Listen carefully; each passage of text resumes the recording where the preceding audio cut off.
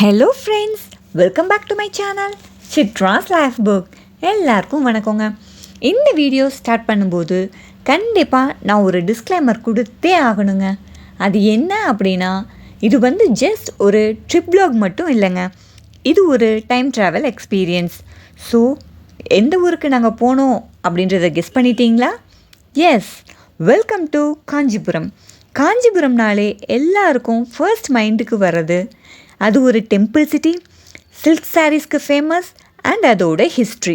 இதுதான் ஞாபகம் வரும் இல்லைங்களா? ஓகே, நான் ஏதோ ஒரு ஹிஸ்ட்ரி டெக்ஸ்ட் புக் ட்ராமாவை கொண்டு வந்து இன்சர்ட் பண்ண போகிறேன் அப்படின்னு மட்டும் நினைக்காதீங்க. ட்ரஸ்ட் மீ, டைரெக்டாக காஞ்சிபுரம் பார்த்தா இது டெக்ஸ்ட் புக் கிடையாது, லைவ் வெர்ஷன் ஆஃப் ஹிஸ்ட்ரி அப்படின்றது நம்ம எல்லாருக்குமே புரியுங்க. ஸோ நாங்கள் காலையில் 7:30 மணிக்கு வீட்டிலேருந்து கிளம்புனோங்க. பிரேக்ஃபாஸ்ட் வீட்டிலையே கம்ப்ளீட் பண்ணியாச்சு. ஸோ நாங்கள் எங்கேயுமே பிரேக் எடுக்கலைங்க. எங்களோட ஃபர்ஸ்ட் ஸ்டாப் வரதராஜ பெருமாள் கோவில். ஆக்சுவலி ஃபர்ஸ்ட் எங்களுக்கு பெரிய ஐடியாலாம் இல்லைங்க. இந்த கோவிலை பற்றி ஏற்கனவே தெரிஞ்சதோ இல்லை பார்த்ததோ அதெல்லாம் கிடையாது. It is the first trip to Kanchipuram. First temple visited அப்படின்னு சொன்னால் அது வரதராஜ பெருமாள் கோவில். இது ஜஸ்ட் ஒரு டெம்பிள் மட்டும் இல்லைங்க. 108 திவ்ய தேசங்களில் ஆழ்வார்கள் பாடின ஒரு திவ்ய தேசம் இந்த வரதராஜ பெருமாள் கோவிலுங்க. ஸோ அது மட்டும் இல்லைங்க, பெரிய பெரிய ராஜாக்கள் அவங்களாம் வழிபட்ட ஒரு புனித ஸ்தலம்னு கூட சொல்லலாங்க. நான் அந்த கோவிலில் நடந்து போகும்போது திடீர்னு ஒரு தாட் வந்துச்சு. ஓகே, இன்றைக்கி நாம் இந்த கோவிலில் நடந்து போயிட்டுருக்கோம். ஆனால் இந்த கோவில் கட்டின காலத்தில் பெரிய பெரிய ராஜாக்கள், பொதுமக்கள் எல்லாருமே இந்த இடத்துல இருந்திருப்பாங்க இல்லையா? இந்த பீரியடில் இந்த பிளேஸில் நாம் நிற்கிறோம் அப்படின்ற மாதிரியான தாட்லாம் எனக்கு வந்துச்சுங்க. ஸோ நீங்கள் அந்த மாதிரி எந்த பிளேஸ்லையாவது ஃபீல் பண்ணியிருக்கீங்களா அப்படின்னு சொல்லிட்டு மறக்காமல் கமெண்ட்டில் சொல்லுங்கள், சரிங்களா? அது மட்டும் இல்லைங்க, நம்ம சேனலை கண்டிப்பாக மறக்காமல் லைக், கமெண்ட் அண்ட் ஷேர் பண்ணுங்கள். அப்படியே நம்ம சேனலை சப்ஸ்கிரைப் பண்ணிவிட்டு பெல் ஐக்கானை கிளிக் பண்ணுங்கள். ஸோ இப்போ நம்ம வீடியோவை கண்டினியூ பண்ணலாங்க. அண்ட் தென் இது காஞ்சிபுரமில் இருக்க ஒரு பழமையான கோவில். இந்த கோவிலுக்குள்ளே அந்த க்யூவில் நிற்கும்போது தாங்க தெரிஞ்சது. சில பேர் பேசிகிட்டு இருந்தாங்க, இது வரதராஜ பெருமாள் கோவில் தான், ஆனால் இதோட இன்னொரு பேர் உங்களுக்கு தெரியுமா, அது அத்திவரதர் கோவில் அப்படின்னு பேசிட்டாங்கங்க. அப்போது தான் எனக்கு ஸ்ட்ரைக் ஆச்சு. 2019 நியூஸில் 1 ஜூலை டு 17 ஆகஸ்ட் பயங்கர பிரம்மாண்டமான ஒரு கோலாகல திருவிழா கொண்டாடினாங்க. அதாவது அத்திவரதரை அனந்தசரஸ் புஷ்கரணியிலிருந்து வெளியில் எடுத்து வச்சு 48 நாட்கள் வழிபாடு செஞ்சாங்கங்க.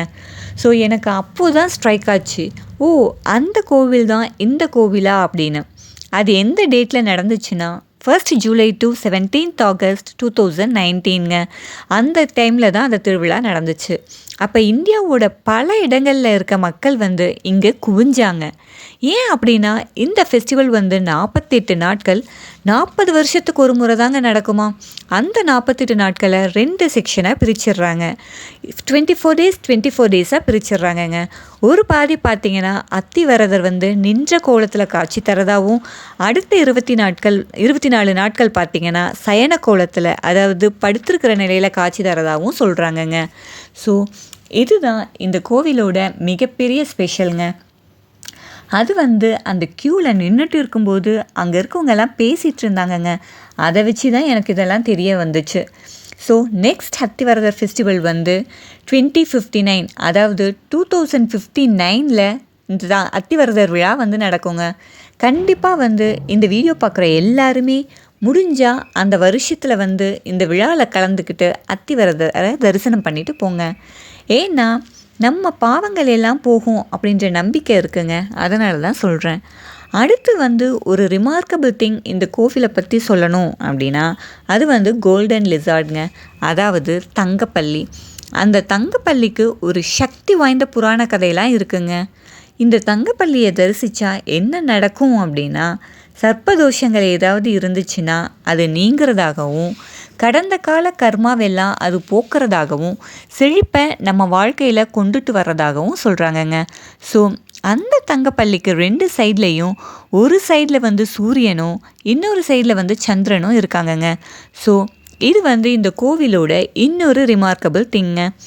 இந்த ஃபோட்டோவில் எனக்கு பின்னாடி தெரியறது வந்து ஒரு கொடிமரங்க. அந்த கொடிமரத்துக்கு லெஃப்டில் வந்து என்ன இருக்குது அப்படின்னா 100 தூண்கள் கொண்ட ஒரு பிரம்மாண்ட மண்டபம் இருக்குங்க. அந்த மண்டபத்தில் இருக்க ஒவ்வொரு சிற்பங்களும் என்ன சொல்லுது அப்படின்னா விஷ்ணுவோட அவதாரங்கள் அண்ட் தென் வந்து ராமாயணாவோட சீன்ஸ் எல்லாம் அந்த சிலைகளில் செதுக்கியிருக்காங்க அப்படின்னு சொல்கிறாங்க. அந்த மண்டபத்தை ஃபுல்லாக சுற்றி வந்தவங்க ரொம்ப நல்லா இருந்துச்சு. அதே மாதிரி அந்த மண்டபத்தை தாண்டி லெஃப்ட்லேயே வந்து அந்த அனந்தசரஸ் புஷ்கரணி, அதாவது அந்த குளம் இருந்துச்சுங்க. அந்த குளத்தையும் நாங்கள் விசிட் பண்ணோம். ஃபுல்லாக கேட் போட்டு ரொம்ப நீட்டாக மெயின்டைன் பண்ணியிருந்தாங்கங்க. ரொம்பவே நல்லா இருந்துச்சுங்க. இந்த கோவிலில் லக்ஷ்மி தேவி ஸ்ரீ பெருந்தேவி தாயாராக காட்சி தராங்க. ஸோ ஃபைனலி அத்திவரதர் கோவிலோட தரிசனம் சக்ஸஸ்ஃபுல்லாக கம்ப்ளீட் ஆகிடுச்சுங்க. நெக்ஸ்ட் ஸ்டாப் வந்து எங்கன்னா கைலாசநாதர் டெம்பிளுங்க. இது வந்து ஒரு வேறு லெவல் எக்ஸ்பீரியன்ஸுங்க. இது வந்து இந்த காஞ்சிபுரத்துலேயே இருக்கிற ஒன் ஆஃப் த ஓல்டஸ்ட் டெம்பிளுங்க. அண்ட் தென் ஏன் இது வந்து எனக்கு டிஃப்ரெண்ட்டான எக்ஸ்பீரியன்ஸ் கொடுத்துச்சு அப்படின்னு சொல்கிறேன்னா, நாங்கள் வந்து வரதராஜ பெருமாள் கோவிலிருந்து தரிசனம்லாம் முடிச்சுட்டு வெளியில் வர்றதுக்கே கொஞ்சம் டைம் ஆகிடுச்சுங்க. அதுக்கப்புறம் வந்து பார்த்திங்கன்னா சரி எதுக்கும் நம்ம கைலாசநாதர் கோவிலுக்கு போய் பார்க்கலாம், கோவில் ஓப்பனில் இருந்துச்சுன்னா உள்ளே போகலாம், இல்லைனா வெளியிலேயே நின்று பிக்சர்ஸ் ஏதாவது எடுக்க முடிஞ்சால் எடுத்துகிட்டு வந்துடலாம் அப்படின்னு சொல்லிட்டு தாங்க அந்த கோவிலுக்கு போனோம்.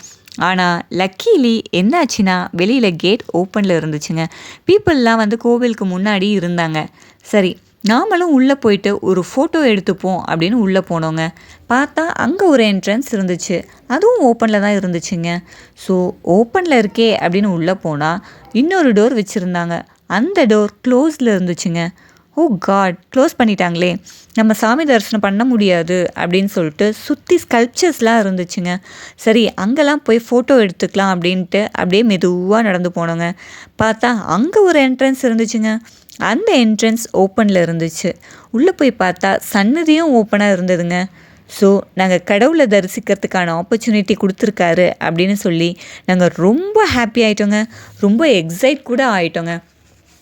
ஒரு ஸ்பிரிச்சுவல் பவர் தான் நம்மளை இங்கே கொண்டு வந்து நிறுத்தியிருக்கு அப்படின்ற மாதிரியான ஒரு ஃபீல் எங்களுக்கு. ஸோ கடவுளை நாங்கள் நல்லாவே தரிசனம் பண்ணோங்க. க்யூலாம் பெருசாக அந்த டைமில் இல்லை, ஏன்னா க்ளோசிங் டைம் ஆகிடுச்சு இல்லைங்களா, அதனால தான். ஸோ நாங்கள் சாமியை பக்கத்துலேருந்து பார்த்துட்டோம் அப்படின்ற மனநிறைவோடு இருக்கும்போது அங்கே ஒரு சீக்ரெட் நேரோ பேசேஜ் ஒன்று இருக்குது அப்படின்னு சொல்லிட்டு அங்கே இருக்க கோவில் ஐயர் சொன்னாருங்க. அதாவது என்ன சொன்னாருன்னா, பேசேஜ் வந்து ரொம்ப நேரோவாக இருக்கும், அதாவது குறுகலாக இருக்கும், இதில் போயிட்டு வர முடியும் அப்படின்னு நினைக்கிறவங்க போயிட்டு வாங்க அப்படின்னு சொன்னார். எனக்கு கொஞ்சம் பயமாக இருந்துச்சுங்க. ஏன்னா 2 லேடிஸ் வந்து வெளியில் வந்துட்டுருந்தாங்க. வந்துட்டுருக்கும்போது அவங்க எந்த நிலையில் வந்தாங்கன்னா தவழ்ந்துட்டு வர மாதிரி இருந்துச்சுங்க எனக்கு. ஸோ எனக்கு ஒரு ஐடியாவே இல்லை, ஒரு வேளை ஸ்டார்ட் பண்ணுறது ஃபுல்லாக வர்றது அண்ட் தென் எண்டிங் எல்லாமே தவழ்ந்துட்டே வரணுமோ அப்படின்னு நான் நினச்சேங்க. ஆனால் ஆக்சுவலாக என்னன்னா என் ஹஸ்பண்ட் மட்டும்தாங்க அதுக்குள்ளே போனார். நாங்கள், என் டாட்டர், வேறு யாருமே அதுக்குள்ளே போகலை. ஏன் அப்படின்னா அங்கே போனவர் அவரோட எக்ஸ்பீரியன்ஸை சொன்னார். ஃபர்ஸ்ட் என்ட்ராகும்போது கொஞ்சம் தூரத்துக்கு உள்ளே இறங்குற மாதிரி இருந்துச்சாங்க. அண்ட் தென் அதுக்கப்புறமா வந்து கொஞ்சம் தூரத்துக்கு நம்ம நின்று நடக்கலாம் அப்படின்ற அளவுக்கு ஸ்பேஸ் இருந்துச்சான். நின்று நடந்து போயிட்டு மறுபடியும் எக்ஸிட் கிட்ட வரும்போது மறுபடியும் பேசேஜ் ரொம்ப நேரோ ஆகி எல் ஷேப்பில் இருந்திருக்குங்க. நாம் வந்து படுத்து தவழ்ந்து தான் வெளியில் வரணும், அந்த மாதிரி இருந்துச்சு அப்படின்னு சொன்னாருங்க. ஸோ அப்போ தான் வந்து தெரிஞ்சுது. அதுவும் எனக்கு வேறு கொஞ்சம் பயங்க. என் ஹஸ்பண்ட் வேறு உள்ளே போயிருக்காரே, வந்துருவாரா, நான் வேறு கொஞ்சம் மைல்டாக பல்காக இருக்கேனாங்க, அதனால் நான் போகிறதுக்கும் பயம். ஸோ ஃபைனலாக வந்து பார்த்திங்கன்னா நல்லபடியாக சாமி கும்பிட்டோங்க.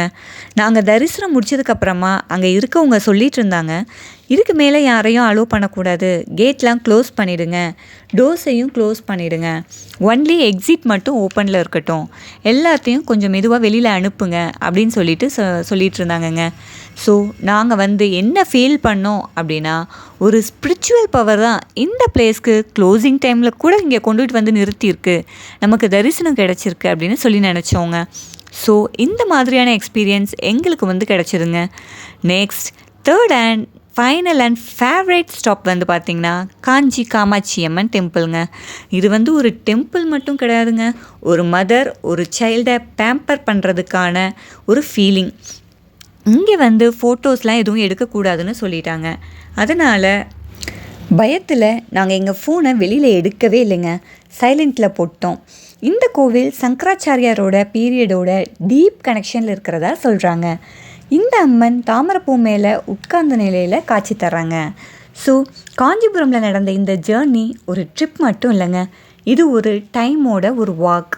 இங்கே இருக்க ஒவ்வொரு ஸ்டோனும் ஒரு ஸ்டோரியை சொல்லுது. ஒவ்வொரு கோவிலும் பல செஞ்சுரிஸோட வாய்ஸாக இருக்குது. ஸோ காஞ்சிபுரம் நமக்கு என்ன சொல்லுது அப்படின்னா, ஹிஸ்ட்ரின்றது நம்ம படிக்கிறது மட்டும் இல்லைங்க, it's something we stand inside. இந்த ஜேர்னி முடியும் போது எங்கள் மைண்டில் இருந்தது ஒன்று தாங்க, சிவிலைசேஷன்ஸ் மே ஃபேட், பட் நம்ம நம்பிக்கையும் நம்ம கலாச்சாரமும் என்றைக்குமே நிலச்சி நிற்கும் அப்படின்றது தாங்க அது. ஸோ காஞ்சிபுரம் வரலாறு பேசும் ஒரு நகரம். ஃபைனலாக வீட்டுக்கு 6:30 மணிக்கெலாம் வந்துட்டோங்க. இந்த வீடியோ உங்களுக்கு பிடிச்சிருந்தா லைக், கமெண்ட் அண்ட் ஷேர் பண்ணுங்கள்.